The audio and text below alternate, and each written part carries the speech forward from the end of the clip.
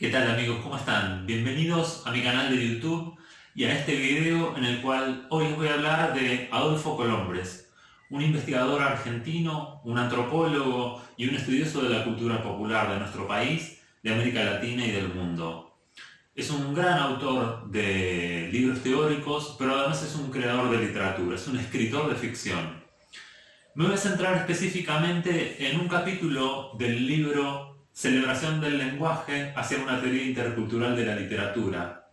El capítulo se llama Del mito al cuento y de él voy a extraer una conceptualización que me parece muy interesante para entender los fenómenos del pensamiento mítico y ciertos subgéneros, llamémosles, como la leyenda y el mito.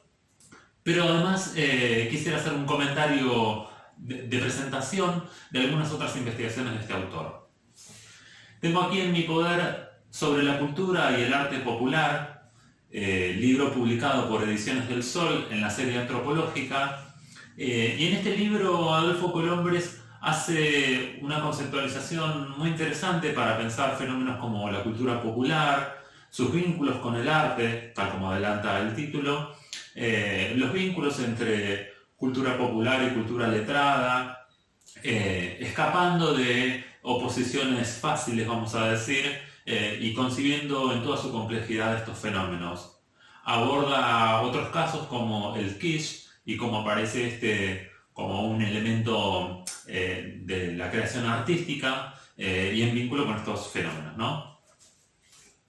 En teoría transcultural del arte hacia un pensamiento visual independiente, Adolfo Colombres hace una discusión muy interesante con las estéticas clásicas, es decir, con los estudios de la filosofía del arte, a la manera de Hegel, vamos a pensar, y otros filósofos de la tradición europea, y discute, como decía, cómo ciertas conceptualizaciones en torno de las ideas de lo bello, de lo estético, de lo artístico, están pensadas desde el seno de la cultura europea y desdeñan producciones como las latinoamericanas, las africanas y de otras latitudes que perciben estos productos o estas producciones como las subvaloran, vamos a llamarles, es decir, no las entienden más que como aberraciones en algunos casos o como casos que no responden a los parámetros de la explicación europea de lo artístico. Entonces Colombres trata de crear una serie de tejidos conceptuales muy interesantes, abordando el fenómeno, apelando, digamos, a distintos campos y disciplinas como la teoría del arte, la crítica literaria, la semiótica y otros, para tratar de entender de una manera más cabal estas cuestiones. Muy bien, dejo esos libros, los invito a ustedes a investigar en Ediciones del Sol, en la serie antropológica, que allí aparecen varias investigaciones del autor que nos convoca. Me voy a remitir entonces a Celebración del lenguaje. Tengo aquí anotada la conceptualización principal de este capítulo, del cual voy a tomar solo un fragmento que es el que me interesa para pensar la caracterización del mito y la leyenda en la segunda parte. Muy bien. Colombres, en primer lugar, habla del mito como una vera narratio, es decir, como un relato que es vivido tanto por el receptor como por el productor como un relato verdadero. A diferencia del cuento, que es percibido y es vivenciado como un hecho de ficción. La frase de vera narratio la toma Colombres de Giambattista Vico, el filósofo italiano, para dar cuenta de ese concepto, ¿no es cierto?, de cómo es vivido, digamos, el mito como un relato verdadero.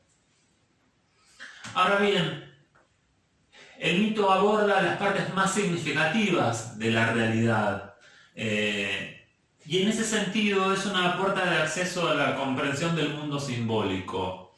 El mundo simbólico y el pensamiento simbólico estarían expresándose en el mito de forma contundente y sería la expresión más acabada de ese tipo de pensamiento, la explicación mítica a través de un relato que trata de ordenar un poco el mundo y la experiencia humana, ¿no es cierto? Luego de ello, Colombres hace una vinculación entre el pensamiento simbólico y el pensamiento analítico o racional, y los percibe como elementos que no se oponen, digamos, sino que se complementan entre sí. Es decir, el pensamiento simbólico y el pensamiento racional han sido concebidos tradicionalmente como opuestos o como formas totalmente distintas. Él trata de percibir esa idea en términos de complementariedad y en términos de que hay vasos comunicantes entre sí, que no es una mera oposición. Apunta Colombres que el mito está encaminado a develar las preguntas primordiales. Esto tiene que ver con la idea de que el mito aborda los orígenes del universo, del lenguaje, del hombre y demás cuestiones que hacen a las esencias, vamos a decir, de nuestra vida. En ese sentido se torna el mito el fundamento de toda verdad, es decir, estos relatos explicarían o estarían dando el fundamento de las verdades que nos preocupan, en tanto nos hacemos estas preguntas primordiales que apuntan a, bueno, de dónde venimos, por qué estamos aquí en la Tierra y demás cuestiones. Luego de ello, Lévi-Strauss hace una crítica, Colombres, perdón, hace una crítica a Claude Lévi-Strauss, el antropólogo estructuralista, en el siguiente sentido. Claude Lévi-Strauss es una de las personas que trabaja con estas oposiciones de pensamiento simbólico, pensamiento analítico, y tienden a reducir el fenómeno del pensamiento simbólico y del pensamiento mítico en la medida en que simplemente lo oponen a lo racional, a lo analítico. Entonces se explican todo a través de un binarismo, es decir, una explicación dual entre pensamiento simbólico, pensamiento analítico, y cada elemento estaría separado, siendo que, como venía diciendo anteriormente, hay elementos que comunican o que no son tan complejos, o que son más complejos de lo que se tiende a percibir, ¿no es cierto? Toma Colombres una frase muy interesante de Ticio Escobar, un crítico de arte, que dice que la cultura no admite el vacío. Esto quiere decir que nosotros nos explicamos los fenómenos de la realidad a través del pensamiento racional, tratamos de entender a través de la ciencia y demás disciplinas cómo se define, digamos, la conducta humana, de cómo se podrían caracterizar o describir los elementos del universo, pero no todo tiene explicación desde una mirada científica racionalista. Entonces allí donde se detiene la explicación racional, se activa el pensamiento simbólico, se activa la explicación mítica de esos fenómenos. Entonces no hay vacío, siempre hay una explicación que le estamos atribuyendo a los fenómenos que se nos presentan, ya sea a través de una mirada científica como de el pensamiento mítico y simbólico, ¿no es cierto?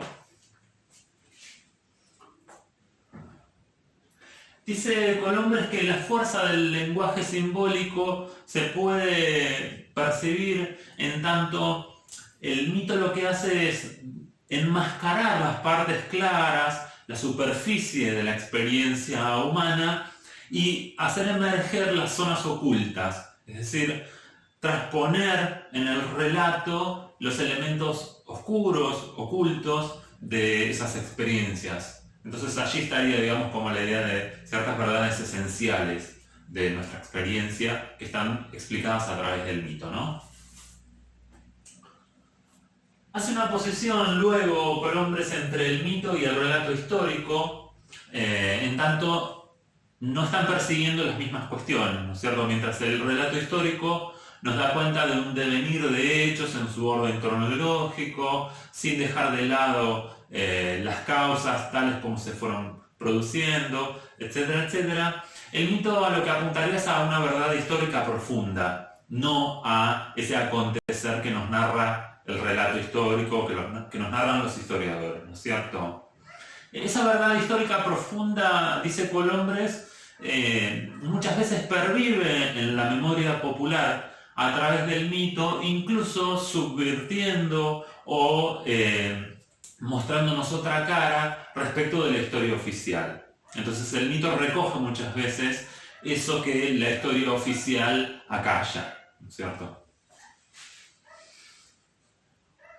Dice Colombres que el mito proyecta la existencia a lo sagrado, es decir, desgaja la experiencia humana del acontecer cotidiano, de esa superficialidad que antes mencionaba, y transpone esa experiencia humana al carácter de lo sagrado, ¿no es cierto?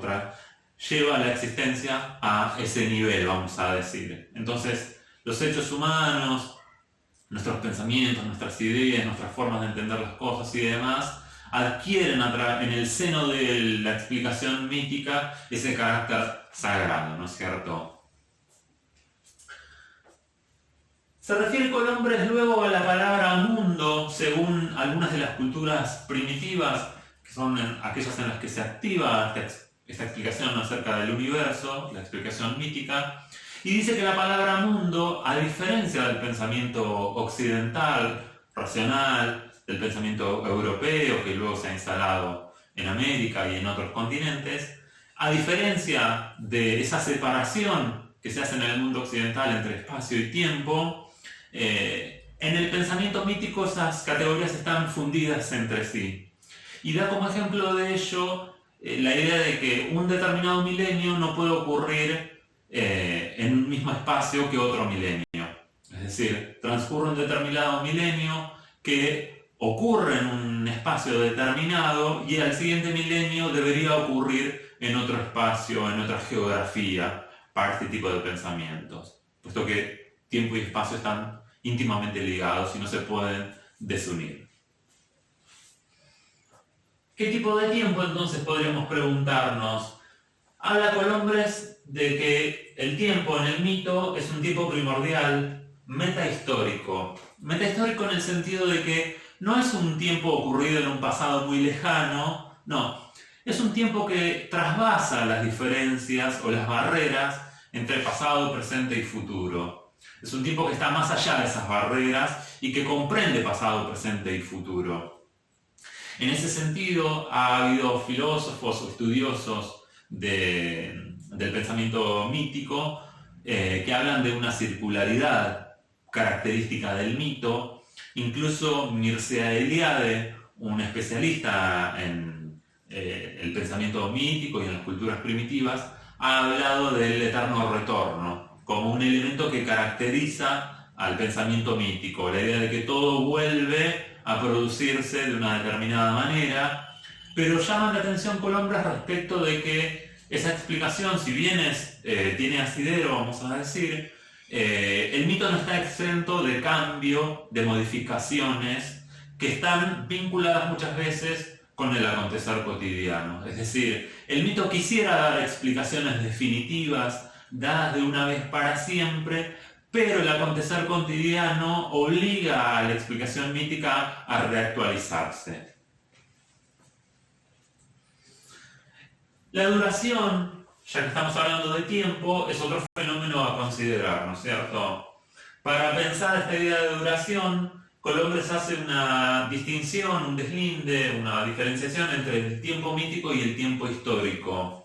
Y dice que en el tiempo mítico ocurren fenómenos que no ocurren en la historia, o de la manera en que se relata en el relato histórico, digamos. Por ejemplo, un héroe puede vivir durante cientos de años sin modificarse, es decir, sin cambiar su físico, vamos a poner por caso, cosa que obviamente no es posible en la historia humana, ¿no es cierto? Bien. Otra diferencia es la idea de la cronología o de la sucesión de hechos. Un hecho que ocurre en un determinado momento, como posterior a hechos previamente relatados, en el mito puede ser antepuesto, se lo puede poner antes en función de la necesidad de explicar de determinada manera la experiencia, ¿no es cierto? Entonces, la duración y ese acontecer van a variar en el tiempo histórico y en el tiempo mítico. El espacio sagrado o el espacio también es otra dimensión interesante para analizar y también se lo concibe en términos de algo sagrado, ¿no es cierto? En ese sentido, la descripción, dice Colombres, en el mito es algo muy importante, puesto que una descripción profusa del espacio, de la geografía, puede ser un elemento importante para caracterizar ese espacio sagrado y contraponerlo con el espacio del acontecer cotidiano, ¿no es cierto? De lo que sería el mundo real actual para esa cultura. Los temas centrales del mito son tres, podríamos decir: la teogonía, la cosmogonía y la antropogonía, es decir, el origen del universo, el origen de los dioses en primer lugar, el origen del universo en segundo lugar y el origen del hombre en tercer lugar. Es decir, el mito siempre nos está explicando el origen de elementos fundamentales, nuestros dioses, el universo y la propia raza humana, ¿no es cierto? El propio colectivo al que pertenecemos. Eso no quiere decir que el mito no pueda desarrollarse en función de personajes secundarios, incluso de la experiencia, es decir, no dioses, pero siempre tienen un carácter etiológico los mitos. Siempre están pensando en el origen de los elementos fundamentales. Hay una asociación o una analogía que lleva a cabo Colombres entre el mito y el arte. En tanto, ambos transponen la experiencia a una esfera de lo durable, dice Colombres. Es decir, tanto el arte como el mito, si bien cada uno tiene sus particularidades, obviamente, y eso no lo está negando Colombres, transponen la experiencia humana y la desgajan del acontecer cotidiano y la transponen, como decía, a la esfera de lo durable. Es decir, tratan de dejar sentados ciertos modelos de la conducta humana, modelos que nos sirven como contraste para pensar nuestra propia experiencia. Hay una idea muy interesante que elabora Colombres luego de lo que venía comentando, que es cómo hay en América múltiples estilos étnicos de narración, los llama él. Y dice él que esto está poco estudiado por los especialistas. Y es una cuestión muy interesante. Y nombraría como dos grandes polos, vamos a llamarles. Para algunas culturas primitivas, el mito debe relatarse cada vez con una fidelidad exacta, tanto en hechos como en palabras, es decir, cada reactualización debería darse de forma textual, palabra por palabra, hecho por hecho, sin modificar nada, mientras que hay otras culturas que tienen una valoración por la creación poética. Entonces el mito sería como un disparador en cada reactualización para la creación, en definitiva, de nuevas formas de pensar ese relato mítico. Bien, hasta allí la primera parte de la conceptualización. Voy a hacer una pausa para borrar el pizarrón y escribir lo que se refiere a las diferencias entre mito y leyenda, que lo compartiré a continuación. Muchas gracias.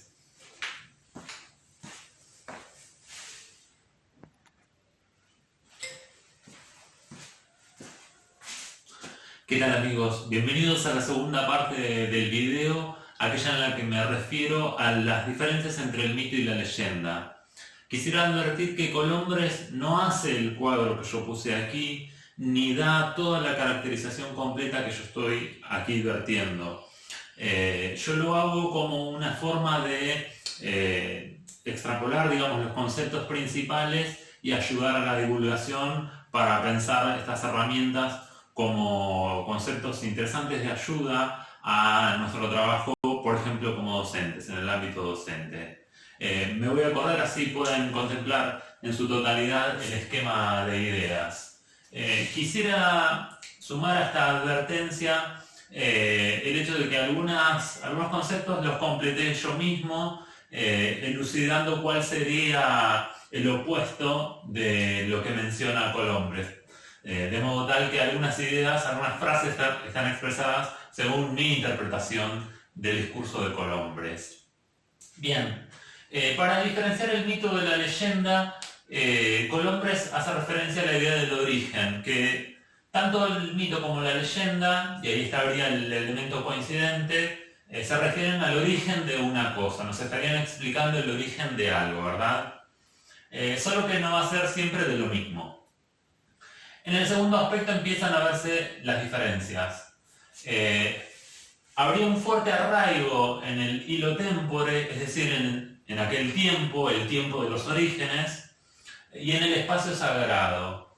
¿Qué quiere decir esto? Que el mito se remonta con mucha fuerza a ese tiempo y a ese espacio de los orígenes del universo, de la vida humana, etc., ¿no es cierto? Mientras que la leyenda no se remonta con esa fuerza igualmente, tal como se da en el mito, ¿no es cierto? Eso va a estar vinculado al resto de los aspectos que comento aquí. El mito posee una estructura compleja, es decir, habría como todo un gran sistema de ideas que el mito nos trasladaría en su relato, mientras que la leyenda posee una estructura más simple. Esto tiene que ver con cómo aborda elementos parciales.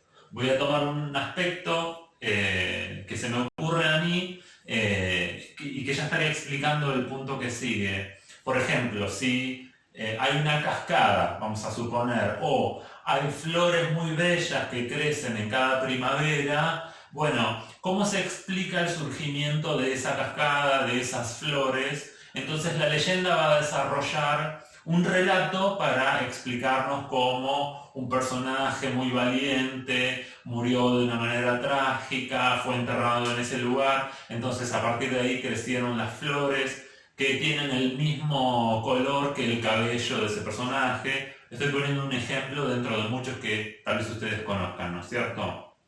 Un elemento parcial, un elemento aislado. Mientras que el mito se va a remontar a el surgimiento de todo el universo, de las plantas, los animales, las especies, etc. ¿Esto con qué tiene que ver? Con que define el mito un universo coherente, es decir, todos elementos que son solidarios entre sí, mientras que la leyenda toca aspectos aislados, tal como dije recién, el surgimiento de esa cascada, el surgimiento de esas flores que son muy bellas y que queremos entender por qué están allí, ¿no? El mito sería una expresión y actualización de todo un sistema simbólico activo, es decir, el mito al reactualizarse nos retrotraería todo ese sistema simbólico funcionando, ¿no es cierto? Y que se está expresando y reactualizando, como decía, en ese relato, en ese mito específico, concreto.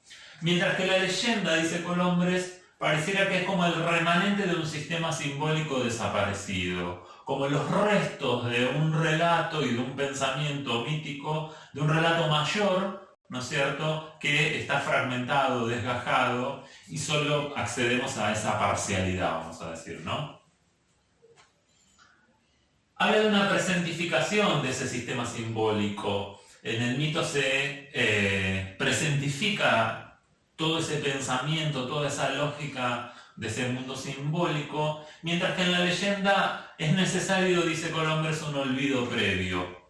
Entonces, ese olvido previo estaría dando cuenta de cierta pérdida de ese mundo simbólico.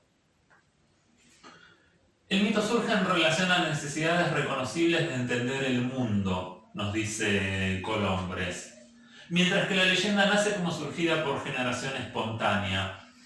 Pensemos que son elementos que están vinculándose con los elementos anteriormente explicados, ¿no es cierto? Entonces, la leyenda, al presentarse fragmentada, como surgida por generación espontánea, está vinculada con esta idea de olvido previo y como un elemento, digamos, que no está, digamos, activándose en vínculo con todos los otros elementos caracterizadores de ese sistema de pensamiento, ¿no? El mito posee un valor paradigmático fuerte, mientras que la leyenda posee un valor paradigmático débil o menor, vamos a llamarle, en tanto crea modelos de conducta, modelos de entendimiento del universo parciales, ¿no es cierto?, limitados, vamos a llamarle, en tanto el mito estaría explicándonos, recuerdan ustedes, las verdades primordiales o las preguntas primordiales, las verdades fundamentales, a las que queremos acceder en tanto colectivo. En el mito es fácilmente reconocible el carácter sagrado patente que posee el relato, ¿no? Mientras que la leyenda sería un mito parcialmente desacralizado o, dice Colombres, un cuento en proceso de sacralización. Es decir, habría en la leyenda la posibilidad de rastrear ese proceso de desacralización que concluiría para Colombres con el cuento, es decir, en la narración ficcional, en un cuento, sería rastrear el último momento del proceso de desacralización de lo mitológico, o el comienzo del proceso de sacralización, de convertirse ese relato en sagrado. La leyenda estaría como a mitad de camino, ¿no es cierto?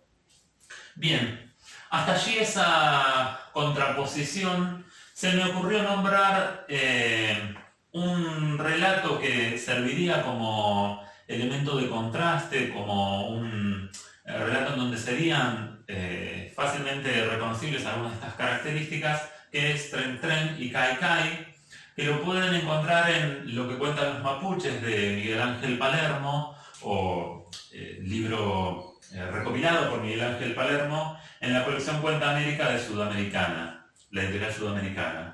En esa colección van a encontrar Lo que cuentan los guaraníes, Lo que cuentan los zonas y otros volúmenes muy interesantes. Si ustedes leen Tren Tren y Cai Cai, van a ver cómo hay una explicación respecto de que esas dos serpientes y su lucha que se da de manera cíclica permite ciertas, ¿cómo se llama?, el surgimiento de elementos de la naturaleza, de ciertos rasgos o caracteres humanos. Entonces el relato estaría dando explicación a todo un sistema que nos explica aquí Colombres, y eso lo pueden poner en contraste con leyendas que aparecen en ese mismo libro y en otros, que dan explicaciones más parciales. Para concluir, brindo el último punto de la conceptualización que me interesa tomar de Colombres, y él lo que hace es referirse a la leyenda tanto en América como en Europa, y hace una distinción muy interesante. Él dice que todas estas características de la leyenda son muy palpables en América, en los relatos americanos, mientras que en Europa hay otra lógica u otra dinámica que la vincula más con lo histórico y lo aristocrático. Lo aristocrático, ahí uno percibe que Colombres se estaría refiriendo a las formas de vida feudal. Es decir, tendría la leyenda en Europa un mayor vínculo con lo histórico y lo aristocrático, y eso está dado por el vínculo de la leyenda con las sagas, que serían las fuentes en las que se originan estas leyendas. Las sagas, bueno, relatos poéticos versificados que dan cuenta de la gloria de un determinado pueblo, de algún héroe nacional, etc., ¿no es cierto? Entonces, la leyenda ya adquiere otro carácter en el continente europeo. Bien, rescatada ya esta conceptualización, quisiera hacer algunas mínimas reflexiones, diciendo que, en primer lugar, ustedes pueden leer el artículo completo de Colombres. Yo no he tomado la conceptualización completa, sino hasta el punto en que me interesaba. Y quisiera decir que si uno trabaja en el ámbito docente, es interesante recurrir a este tipo de materiales, a autores confiables, a autores de base como Adolfo Colombres, como les decía, para trabajar con nuestros alumnos. Tal vez esta conceptualización no nos deje del todo conformes a la hora de llevar a la práctica y aplicar ciertos conceptos, pero sí en todo caso es interesante tenerlo como una fuente para el docente, para tener una formación más completa, más profunda, más extensa, a partir de la cual pensar la práctica. Es decir, la teoría estaría guiando una práctica, digamos, que se vuelve cada vez más rica, interesante, ¿no es cierto? Gracias en parte a ese tipo de materiales. Esto es algo que yo voy a desarrollar en algún otro de los videos del canal de YouTube en próximas ediciones. Así que bueno, los invito entonces a leer a Adolfo Colombres, un autor muy interesante de nuestro país, y bueno, a continuar viendo los videos del canal de YouTube. Muchas gracias.